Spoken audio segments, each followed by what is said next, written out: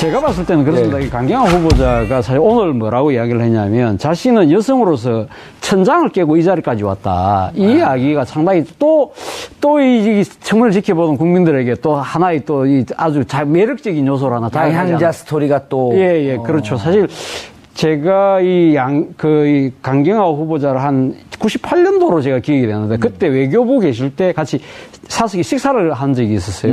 그때 제가 물어봤어요. 어떻게 여기까지 오셨냐고 그러니까 그 앞에 그 세종대학인가 어디 강의를 하시다가 영어를 잘해서 국회의장실에 전문 통역으로 들어가서 거기서 워낙 잘하니까 김대중 대통령이 발탁을 했다는 거 아닙니까? 맞아요. 사실 김대중 대통령이 이 통역을 하시는 분들 상당히 부담감이 커요. 영어도 어느 정도 하시고 일본어는 거의 네이티브처럼 하시니까 일본어 영어 통역자들이 상당히 힘들어했어요. 그러니까 본인은 한국말로 이야기하지만 통역이 내가 어떤 이야기를 제대로 전달하느냐를 항상 보고 미진한 부분에 대해서는 자네 이런 부분은 이렇게 좀 했으면 어떨까 이런 식으로 이야기를 한다는 거죠. 예. 그렇기 때문에 상당히 근데 강경화 후보자한테 대해서는 상당히 만족도가 높았다는 거죠. 김대중 대통령. 바로 그 때문에 사실 그때부터 강경화 후보자가 외교부 내에서 승승장구를 하게 되는 거거든요. 그래서 나름대로 상당한 능력을 보여준 거죠. 98년도에 만난 얘기하다 지금 다른 데로 갔어요. 98년도에 상당히 만나봤더니.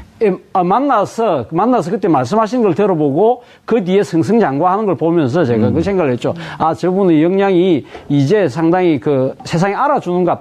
그런 생각을 제가 했었죠. 아니, 외무고시를 봐서 떨어진 게 아니고 외무고시 보러 갈 시간이 없었던 거 아니에요? 외무고시를 치려고 했는데 본인이 헌법 공부를 해보니까 너무 어려워가지고. 그러니까 어렵다기보다도 자신이 공부해왔던 부분하고는 달랐다는 거죠. 자신이 우리 조대준 변호사도 외국 사법고시 어려워갖고 로스쿨 나왔잖아요. 아니, 그러니까 강경화 후보자의 부친이 강창선 아나운서인가 그래요. KBS 출신인데 미국의 소리 방송에 아나운서를 했거든요. 그렇기 때문에 그때 당시에 미국에서 오래 살았기 때문에 미국에서 어느 정도 학창시를 지냈기 때문에 헌법이라는 부분을 공부하기가 쉽지는 않았던 것 같아요. 그 때문에 아마 외시를 포기했다는 식으로 이야기를 하는 거 보니까 헌법은 좀 모른다 하더라도 여러 가지 이 한국을 둘러싼 여러 안보 현안, 외교 현안에 대해서 통역도 하고 거기에 대해서 몸을 담으면서 나름대로 상당히 터득한 것이 아닌가 생각이. 이제 왜 강경화 카드를 썼냐. 저는 이것도 좀 주목해 봐야 될 것 같거든요. 이를테면 인사청문 과정에서 불거진 수많은 문제 제기에 대한 답변, 의혹의 해명 이런 것도 중요하지만 문재인 정부에서 강경화 카드를 왜 쓰려고 하는가도 좀 주목해서 봐야 되는데요. 여성이라는 점, 비외무고시 출신이라는 점, 그런 개인사보다도 그러니까 앞으로 대한민국의 외교를 어느 방향으로 어떻게 가져갈 것인가를 보여주는 중요한 보석이라고 봐요. 그러니까 그동안의 외교부 장관, 국방부 장관, 그리고 이제 청와대 안보실장 그러면 오로지 북한 문제, 그리고 오로지 미국 의존적인 외교, 그리고 미국 중심적인 방식으로 했었는데 이제는 다변화하겠다는 의미가 있는 거 아니냐. 그러니까 이를테면은 안보와 해석이 경제. 아니면 청와대 메시지예요. 저의 해석입니다. 아니면 설득력이 있어갖고. 아니, 왜냐하면, 그러니까, 그런 게 굉장히, 취재도 하고 이런 건데요. 그러니까 중요한 것은, 이를테면 경제와 안보를 투트랙으로 해서, 이를테면은 미국 의존적으로, 그러니까 한 일극 중심이 아니라 다변화해서 중국도, 그리고 러시아도, 그리고 일본도, 그리고 또 이제 아세안까지도 퍼뜨려서, 그러니까 이를테면은 한 방향 중심이 아니라 다변화해서 대한민국의 그러니까 인권 강국으로서도 국제 무대에서도 우리가 알아주는 이런 수준 높은 외교를 펼치는 국가로서의 어떤 그 존재감, 그리고 또 이제 북핵 문제도 이제 압박 중심이 아니라 대화로 타협으로 새로운 남북 관계를 뚫어나가는 방향, 여러 가지를 좀 포인트를 잡고 본다는 측면이 있는 것이죠. 그리고 경제 비전도 남북 관계를 풀지 않으면 굉장히 어렵다라는 얘기를 많이 하지 않습니까? 그래서 이제 북방 경제의 중요성을 굉장히 강조하는데 그것을 풀어갈 수 있는 적임자가 강경하다, 이런 카드로 보고 있는 것이 아닌가, 이런 분석이 가능할 것 같습니다. 무척 저는 이해가 가고 설득력이 있는 게 실질적으로 이제 강경화 이번에 장관 후보가 내정자가 대북 문제를 압박과 대화 투트랙으로 가야 된다. 사실 이건 어제 오늘 얘기가 유엔에서 계속 해왔던 거거든요. 근데 이명박근혜 정부에서 오이사 조치 이후에 지속적으로 대화와 압박을 해야 된다라고 하는데 그 미국 언론에서 발표난 것 중에서도 대화 부분은 쏙 빼고 나머지 언론, 우리 보수 언론, 수고 언론들이 압박만 얘기를 하고 있어요. 그러니까 유엔의 그 방침에 압박만 있는 줄 알거든요. 그래서 저는 강경화처럼 유엔에 정통한 분들, 대외 문제에 정통한 분들이 실질적으로 이 정권이 어떻게 갔는지 간에 국제사회에서 한반도 문제를 이렇게 그렇죠. 바라보고 있다라고 하는 예. 객관적. 이번에 예. 이제 그 위안부 협상에 대해서 유엔 사무총장이 예. 지지한다라고 하는 발언을 했다는 거 아니에요, 일본 그렇죠. 언론이? 예. 그거 자기 직접 확인해보니까 아니더라. 맞아요. 예, 그 이런 게 얘기를 무척 중요한 포인트죠. 그렇습니다. 그러니까 이를테면 국제 무대에서 존중받고 인정받는 국제 인사가 한반도 문제를 비단 남한의 문제로만 이제 복속시켜서 보는 문제가 아니라 남북 관계 한반도 전체 그리고 큰 틀에서 보자면 동북아 정세를 한눈으로 갖다 놓고 보면서 예. 풀 수 있는 지혜, 해안 있는 사람 이렇게 보는 것 같습니다. 그러면 변호사님, 저는 오늘 청문회를 안 봤지만 기사를 보면서 좀 인상적으로 느껴졌던 게 이런 거예요. 2015년 12월 28일인가 27일로 기억하고 있는데 한일 위안부 협정을 했죠. 네. 그리고 그것이 협정인지 국가 간 협약인지 조약인지 아무도 몰라요. 아무도 모릅니다. 네. 그리고 양국의 외무장관들이 이제 발표한 내용인데 실무자들이요. 네. 그때 그 반기문 유엔 사무총장이 뭐냐면 아주 뭐 적절한 타결이었다. 그러면서 거기에 지지하고 옹호하는 발언을 합니다. 네, 그러니까 오늘 청문회에서 그 얘기를 했더니 참 의아했다. 사실은 이게 적절한 답변 아닌가요? 그렇죠. 그 정권이 바뀌어서 그렇게 얘기한 것도 아니고 그때 당시에 의아했었는데 반기문 유엔 사무총장이 그것을 지지하는 발언을 했고 그렇죠. 그 지지하는 발언한 것은 정권 지향적이고 어찌 보면 강경화 후보자 그 내정자 같은 경우가 정확한 판단을 하고 있었던 거 아닌가요? 근데 그거는 당시에 모든 사람이 다 그렇게 의아하게 생각을 하고 있었어요. 반기문은 안 그랬다니까요. 그러니까 반기문 사무총장이 다른 생각을 하셨던지 제대로 안 보셨던지 둘 중에 하나인 것 같고요. 예. 대부분 조금이라도 있었던 사람이면 자기 일이 아니더라도 이건 이상하다라는 걸 당연히 알 수 있었던 거거든요. 그러니까 뭐 그 부분은 그 강경화 후보자가 올바른 생각을 가졌다고 보여지고요. 그리고 아까 말씀 주셨는데 지금 이게 문서로서 명확하게 협약의 요건을 안 갖췄다고 지금 보여지고 있거든요. 그러니까 이거는 뭐 저희들이 뭐 합의를 파기한다는 그 쪽으로 자꾸 몰아가는 언론들이 있는데 명확하게 보면 이건 명백하게 일본과 우리나라 사이에 협약이 안 체결됐다. 그러니까 정식의 무슨 관련된 합의가 구체적으로 이루어졌다고 보지 않는 게 또 전문가들의 얘기가 있기 때문에 이런 부분들 뭐 합의 파기 쪽으로 마치 뭐 지금 관련된 정부 입장을 바꾸더라도 잘못된 것이냐 보도하는 언론들은 조금 자중해야 되지 않나 싶습니다. 예. 차 교수님. 예. 그 위안부 문제에 대해서도 우리가 지금 위안부라는 말을 쓰지 말자라고 하는 그 주장하는 분들이 꽤 계세요. 위안부라고 하는 것은 영어로 하면 comfort women. 근데 이제 정확한 제페니스 섹스 슬레이버 일본군 성노예. 심지어는 그 옛날 클린턴 국무장관도 섹스 슬레이브라는 이야기를 썼었죠. 심지어 그 한나라당에서 8년간 대변인 했던 전역 의원조차도 일본 통화니에요. 일본에서 한 4년 가까이 있었는데 그분도 컴포트 위민이라는 표현 쓰면 안 된다. 이거는 보수 진보를 떠나서 섹스 슬레이버리라고 하는 표현을 써야 된다. 근데 이분 그 강경화 장관 내정자 같은 경우는 지속적으로 그 입장을 견지하고 있단 말이에요. 어떤 입장을? 섹스 슬레이버리라고 하는 표현을 써야 된다. 그리고 가장 강경하게. 이름도 강경화 아니에요. 강경한 꽃. 사실 그 강경화 후보자가 유엔에서 근무를 한 것도 주로 이 국제 인권 관련된 문제를 종사를 했거든요. 그렇기 때문에 아마 위안부 합의에 대해서 상당히 비판적인 시각을 가질 수밖에 없는 것이 위안부의 그 합의에 있어서 가장 주요한 당사자는 위안부로 갔다 오신 할머니들 아니겠습니까? 그럼요. 그 피해자 당사자들의 입장이 동의를 받지 못한 상태에서 국가가 합의를 해본들 그것이 어떤 사용이 있습니까? 쓸모가 있습니까? 사실 그리고 그때 당시 우리 돈으로 한 100억 정도 돈을 받는 걸 조건으로 그걸 했지 않습니까? 동상을 지금 철거하는 쪽으로 이면 합의를 했다는 부분도 있는데 그거는 외교부에서 지금 아직까지 일체 말을 안 하고 있거든요. 그런데 사실 그때 당시 합의 자체를 그때 일본 아베 총리가 뭐라고 했습니까? 불가역적이다. 이제는 한 번 합의하고 나면 더 이상 거론하지 마라. 이제 돌릴 수 없다. 근데 이거는 못을 박은 거다. 대못을 박은 거다고 지금 이야기한 부분이거든요. 근데 그 부분을 우리 외교부가 입도 뻥끗 못했다는 거죠. 그렇기 때문에 강경화 후보자가 만약에 외교부 장관이 된다면 어디서부터 잘못됐고 그 대못을 뽑아낼 수 있는 아마 조치를 취해야 되겠죠. 그런데 오늘 차재현 교수님 저하고 저녁에 소주 한잔 하러 가시죠. 왜요? 그리고 그 삼겹살 찍으러 갑시다. 결정했죠? 오늘 저하고 내린 결정은 최종적 불가역적 결정입니다. 일상생활에서 이 표현 씁니까? 그렇죠. 제가 황당하잖아요.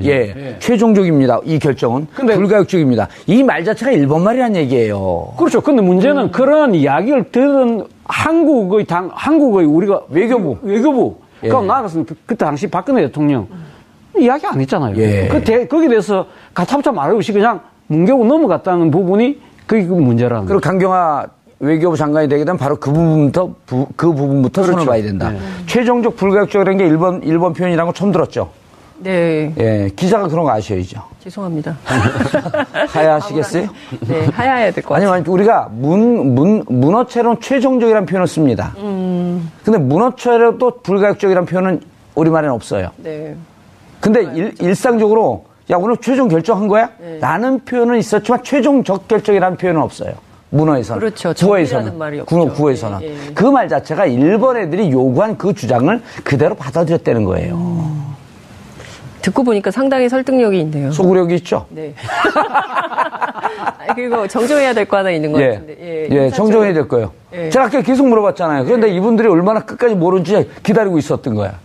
인사청문회가 예. 김희수 헌법재판관만 내일까지고 네. 김동연, 강경화는 오늘 끝난 거죠. 죄송합니다. 예, 왜냐면 장관은 하루예요. 역시 전직 국회의원이라서. 아니요, 표결을 요구하는 건 이틀을 하고요. 기준을 요구하는 거는 이틀을 하고. 예, 그리고 그냥 그 보고서 채택은 하루. 네, 맞습니다. 우리 시청자분들이 댓글이 안 올라오잖아요. 다 알고 있는데 뭐 너희들이 실수하면 우리가 알아서 하면 하고 알아들을게 그러는 거예요. 사과해야 될 것 같은데. 왜요? 몰랐으니까. 정정했으니까 사과 안 해도 돼요. 끝까지 버텨 사과 안 하고.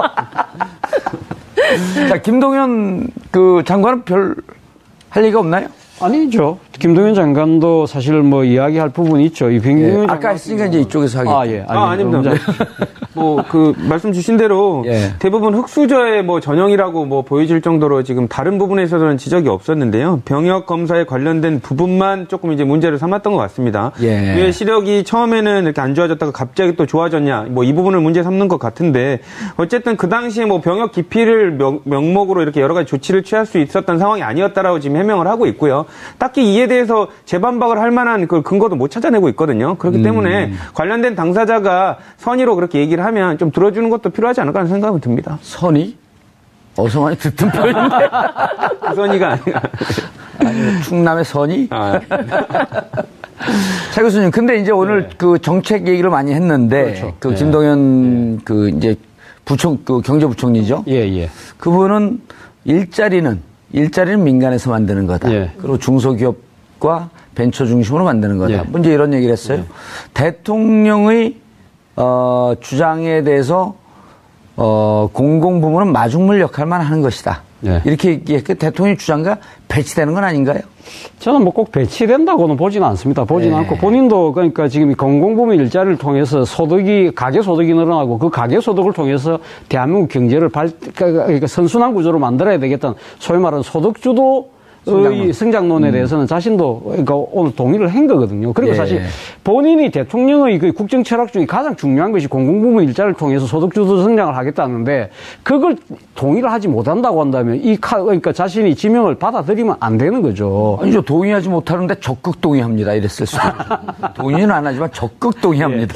그래서 사실 그래서 지금 오늘 그러니까 문재인 대통령의 그 경제 국정 철학에 대해서 나름대로 상당히 그 동의를 완전 보인 거 아닙니까? 이 부분에 대해서 이제 야당 의원들 같은 경우는 그렇다고 하면 당신이 과거 정부 때 했던 행위들 4대강 문제 그리고 또 복지 부분에서 이 보편적 복지 부분에서 재벌 손자까지 왜 누리과정 같은 데 돈을 다 주느냐 그런데 반대했던 그런 이야기들을 들어서 그때는 그러면 왜 이런 식으로 했느냐 그 부분에 대해서 이제 좀 상당히 좀 공격을 했었죠. 했는데 뭐 김동연 또 경제부총리 후보자 입장에서는 당신은 또 뭐 그 예산실장 또 기재부 2차관 이런 중심으로 하면서 그때는 또 관료로서 어차피 따라가야 될 그런 측면이 있었다는 거죠. 그렇기 때문에 이런 부분들은 명쾌하게는 해명은 하진 않았지만 그럼에도 불구하고 자신은 지금 이제 이재현 경제부처의 수장으로서는 확실한 자기 입장을 관철시켜서 하겠다는 입장을 분명히 밝혔습니다. 그러니 이렇게 답변했으면 야당 의원들이 끔찍 못했을 텐데 그럼 내가 그 정책에 반대해서 사표 내고 나가야 됐었습니까? 그러면 우리 자녀분들은 누가 책임지죠? 책임지실 거예요? 아니 근데 사실 이 김동연 후보자에 대해서 그때 상사로 데리고 있었던 김강림 의원이 있습니다. 김강림 재경부 차관을 했거든요. 그러면서 그때 아마 예산 부분도 같이 하고 이랬기 때문에 뭐라고 이야기했냐면 문재인 대통령 인사 중에 가장 잘하는 인사가 지금 어디 당인데 김강림 의원은? 지금 새누리당이죠. 자유한국당이죠. 자유한국당이죠. 그래 아주 가장 잘한 인사라고 이야기했습니다. 청문위원으로 안 나왔나요? 청문위원일 가능성이 높죠. 제가 정확하게 모르겠는데요. 그럼 그때 당시 직책이 어떻게 돼요? 김강림 의원이 차관이었고? 그때는 아마 한 국장 정도 했을 겁니다. 그때는. 예. 김강림 의원이 차관을 한 것이 제 기억으로 한 2004년, 2005년도 참여정부 시절에 이현재 장관 시절에 했거든요. 예. 가장 잘한 인사가 김동연 후보자를 경제수장으로 내정한 것이다. 예. 그렇기 때문에 이유는 안 따지던가요? 그러니까 그만큼 능력이 탁월하고 상당히 믿고 맡길 만한 사람이라는 거죠. 그렇기 때문에 야당 입장에서도 아마 김동연 후보자에 대해서는 조금 태클을 걸기가 쉽지 않을 거라는 전반적으로 논란이 안 나오고 있는데 오히려 강경화 의원 그 장관 후보자 같은 경우도 논란이 이제까지 막 있다가 막상 청문회가 들어가니까 청문회를 하니까 미담이 쏟아진다. 네. 이런 쪽으로 분위기가 바뀌는 거 아닌가요? 그래서 지금 자유한국당 의원들을 두고 과연 야당 맞느냐 내부에서도 그런 이야기가 나온다고 합니다. 홍문종 의원이 오늘 청문회 과정에 그런 얘기를 했어요. 의원님들 그동안 호랑이처럼 하시더니 오늘은 다 토끼라 그랬나? 하여튼 다른 유한 동물 토끼인지는 제가 정확하지 않습니다만 하여튼 호랑이가 아닌. 호랑이처럼 굴든 지금은 고양이가 됐다 이런 식의 얘기를 한 걸로. 실제로 청문회에서 어찌 보면 강경화 후보자의 판정승 이렇게 봐도 되나요? 이때면은 강경화 후보자뿐만 아니라 그 김상조 공정거래위원장의 경우도 청문회가 시작되기 전에는 언론을 통해서 수많은 의혹들이 제기되고 또 이제 야당 의원들이 문제 제기를 했지만 청문 과정에서 적극적으로 해명하고 또 국민들이 들었을 때 상당히 해명이 논리적이고 타당하다라고 받아들여지면서 심지어 야당 의원들 가운데 하태경 의원 같은 경우에는 대승적 차원에서 통과시키자 이제 이런 주장도 하고 있는 거 아니에요? 성직적 뽑는 거 아니다. 이런 얘기도 그렇습니다. 하는 거 아니겠어요? 그러니까 그런 차원에서 상당히 이제 많이 바뀌고 옛날처럼 이렇게 정보에 어둡지 않고 많은 시민들께서 직접적으로 인사청문회 전 과정을 생방송으로 하기 때문에 전 과정을 지켜보기도 하고요. 그리고 이제 다양한 루트를 통해서 확인되는 정보들이 있기 때문에 옛날처럼 그렇게 깜깜이 인사청문회는 아닌 것 같고 오히려 야당 의원들을 향해서 너무 썸씽류가 없는 거 아니냐. 새로운 의혹 하나 제대로 변별한 것 제기하지 못하고 특별한 것 없이 언론이 제기한 문제들을 혹은 또 이제 과거에 나왔던 문제 제기들을 재탕하는 수준 아니냐 이런 비판이 오히려 역으로 쏟아지고 있는 상황인 거죠. 태경 의원은 의외로 청문회에 대해서 쿨하더라고요. 그 도덕적 하자나 이런 걸 따지는 게 아니라 직무 연관성을 따지고 능력을 따지는 건데 너무 그런 거 성직자 구하듯이 들어가는 거 아니냐 이런 얘기까지 하더라고요. 네, 알겠습니다.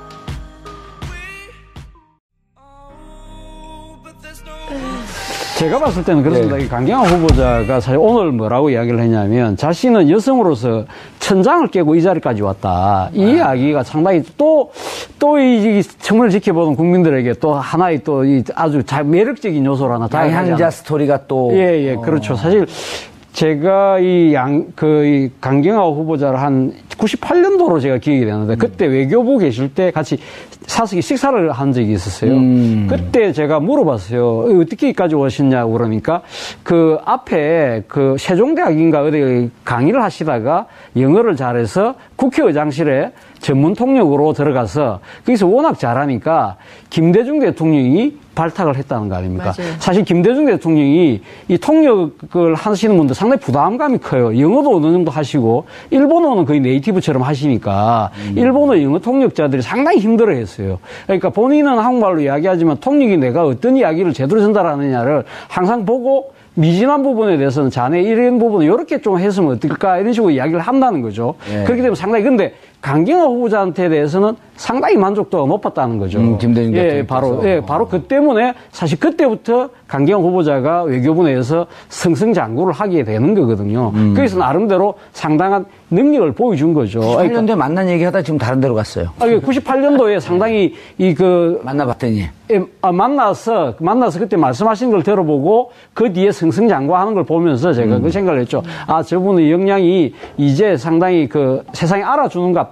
그런 생각을 제가 했었죠. 아니, 외무고시를 봐서 떨어진 게 아니고 외무고시 보러 갈 시간이 없었던 거 아니에요? 외무고시를 치려고 했는데 본인이 헌법 공부를 해보니까 너무 너무 어려워가지고. 그러니까요, 그러니까 어렵다기보다도 자신이 공부해왔던 부분하고는 달랐다는 거죠. 자신이 여기 우리 조대준 변호사도 외국 사법고시 어려갖고 로스쿨 나왔잖아요. 아니, 그러니까 강경화 후보자의 부친이 강창선 아나운서인가 그래요. KBS 출신인데 미국의 소리 방송에 아나운서를 했거든요. 그렇기 때문에 그때 당시에 미국에서 오래 살았기 때문에 미국에서 어느 정도 학창시절을 지냈기 때문에 헌법이라는 부분을 공부하기가 쉽지는 않았던 것 같아요. 그 때문에 아마 외시를 포기했다는 식으로 이야기를 하는 거 보니까 헌법은 대부분은 쏙 빼고 나머지 언론, 그러니까요. 우리 보수 언론, 수고 언론들이 압박만 얘기를 하고 있어요. 그러니까 유엔의 그 방침에 압박만 있는 줄 알거든요. 그렇죠. 그래서 저는 강경화처럼 유엔에 정통한 분들, 대외 문제에 정통한 분들이 실질적으로 이 정권이 어떻게 갔는지 간에 국제사회에서 한반도 문제를 이렇게 바라보고 있다라고 하는 객관적. 이번에 이제 위안부 협상에 대해서 유엔 사무총장이 지지한다라고 하는 발언을 했다는 거 아니에요, 일본 언론이? 그거 자기 직접 확인해보니까 아니더라. 맞아요. 이런 게 무척 중요한 포인트죠. 그렇습니다. 그러니까 이를테면 국제무대에서 존중받고 인정받는 국제 인사가 한반도 문제를 비단 남한의 문제로만 이제 복속시켜서 보는 문제가 아니라 남북관계 한반도 전체 그리고 큰 틀에서 보자면 동북아 정세를 한눈으로 갖다 놓고 보면서 풀 수 있는 지혜, 해안 있는 사람 이렇게 보는 것 같습니다. 그러면 변호사님, 저는 오늘 청문회를 안 봤지만 기사를 보면서 좀 인상적으로 느껴졌던 게 이런 거예요. 2015년 12월 28일인가 27일로 기억하고 있는데 한일 위안부 협정을 했죠.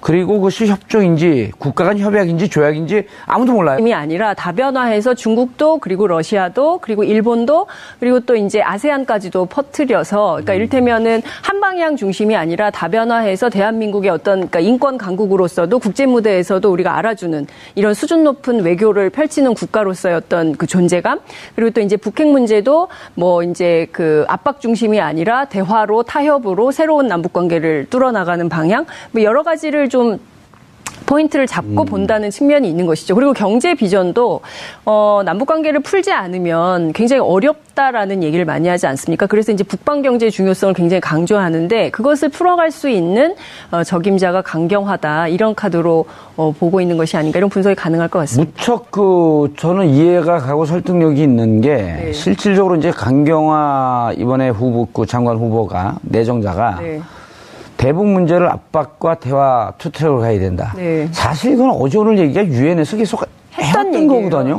근데 이명박근혜 정부에서 오이사 조치 이후에 지속적으로 대화와 압박을 해야 된다라고 하는데 그 미국 언론에서 발표난 것 중에서도 좀 모른다 하더라도 여러 가지 이 한국을 둘러싼 여러 안보 현안, 외교 현안에 대해서 통역도 하고 거기에 대해서 몸을 담으면서 나름대로 상당히 터득한 것이 아닌가 생각이. 이제 왜 강경화 카드를 썼냐, 저는 이것도 좀 주목해 봐야 될 것 같거든요. 이를테면 인사청문 과정에서 불거진 수많은 문제 제기에 대한 답변, 의혹의 해명, 이런 것도 중요하지만 문재인 정부에서 강경화 카드를 왜 쓰려고 하는가도 좀 주목해서 봐야 되는데요. 여성이라는 점, 비외무고시 출신이라는 점, 그런 개인사보다도, 그러니까 앞으로 대한민국의 외교를 어느 방향으로 어떻게 가져갈 것인가를 보여주는 중요한 보석이라고 봐요. 그러니까 그동안의 외교부 장관, 국방부 장관, 그리고 이제 청와대 안보실장 그러면 오로지 북한 문제, 그리고 오로지 미국 의존적인 외교, 그리고 미국 중심적인 방식으로 했었는데, 이제는 다변화하겠다는 의미가 있는 거 아니냐. 그러니까 이를테면은 안보와 해석이 경제. 아니면 청와대 메시지예요. 저의 해석입니다. 아니면 설득력이 있어갖고. 아니, 왜냐하면, 그러니까 그런 게 굉장히, 취재도 하고 이런 건데요. 그러니까 중요한 것은 이를테면 경제와 안보를 투트랙으로 해서 이를테면은 미국 의존적으로, 그러니까 한 일극 중심